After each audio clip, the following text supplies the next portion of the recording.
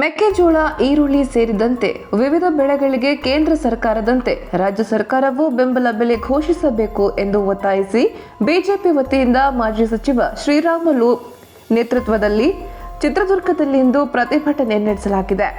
ಈ ವೇಳೆ ಶಾಸಕ ಎಂ ಚಂದ್ರಪ್ಪ, ವಿಧಾನ ಪರಿಷತ್ ಸದಸ್ಯ ಕೆಎಸ್ ನವೀನ್, ಬಿಜೆಪಿ ಜಿಲ್ಲಾಧ್ಯಕ್ಷ ಕೆಟಿ ಕುಮಾರಸ್ವಾಮಿ ಸೇರಿದಂತೆ ಹಲವರು ಉಪಸ್ಥಿತರಿದ್ದರು.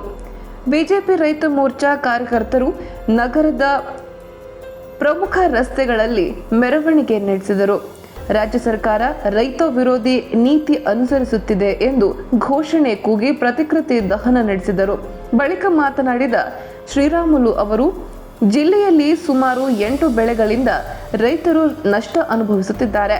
ಕಳಪೆ ಬಿತ್ತನೆ ಬೀಜದಿಂದ ಶೇಂಗಾ ಬೆಳೆಗಾರರು ಕಂಗಾಲಾಗಿದ್ದಾರೆ.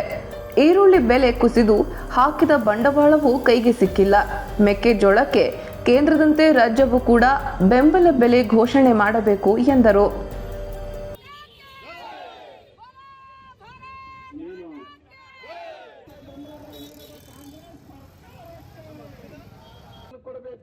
ಈ ಭಾಗದಲ್ಲಿ ಸಿರಿಧಾನ್ಯಗಳು ಬೆಳೆದಂತ ರೈತರು ಕೂಡ ಅವರಿಗೆ ಸಹಾಯಧನವನ್ನು ಕೊಡಬೇಕು ಅನ್ನೋ ಹೋರಾಟದಿಂದ ನಾವೆಲ್ಲರೂ ಕೂಡ ಸೇರಿ ಕಾನೂನಂತೆ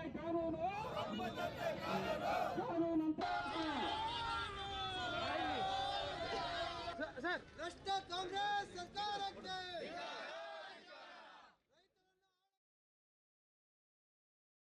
ಈರುಳ್ಳಿ ಭಾಳಷ್ಟು ತುಟ್ಟಿತ್ತು. ಮುಂಚೆ 4,000 ರೂಪಾಯಿ 6,000 ರೂಪಾಯಿಗೆ ಆ ರೇಟಿಗೆ ಬಂದಿತ್ತು. ಇವತ್ತು ನೋಡ್ತಾ ಇದ್ರೆ 200-300 ರೂಪಾಯಿಗೆ ಬಂದ ರೇಟ್ ಬರ್ತವೆ. ರಸ್ತೆಗೆ ಹಾಕಿ ಇವತ್ತು ರೈತರೆಲ್ಲರೂ ಕೂಡ ನಾವು ಬೆಳೆದಂಥ ಬೆಲೆ ಏನಿದೆನೋ, ಈರುಳ್ಳಿ ಏನಿದೆನೋ ನಮ್ಮ ರಸ್ತೆಗೆ ಹಾಕಿ ಹೋರಾಟವನ್ನು ಮಾಡ್ತಾ ಇದ್ದಾರೆ. ಸರ್ಕಾರ ಮನಸ್ಸು ಮಾಡಿದರೆ ಈರುಳ್ಳಿಗೆಲ್ಲ ಒಂದು ಕಡೆ ಅವ್ರಿಗೆ ಬೆಂಬಲ ಬೆಲೆಯನ್ನು ಕೊಡೋದ್ರ ಮೂಲಕ ರೈತರನ್ನ ಎಲ್ಲೋ ಒಂದು ಕಡೆ ಶಕ್ತಿವಂತರಾಗಿ ಮಾಡಬೇಕಾಗಿತ್ತು.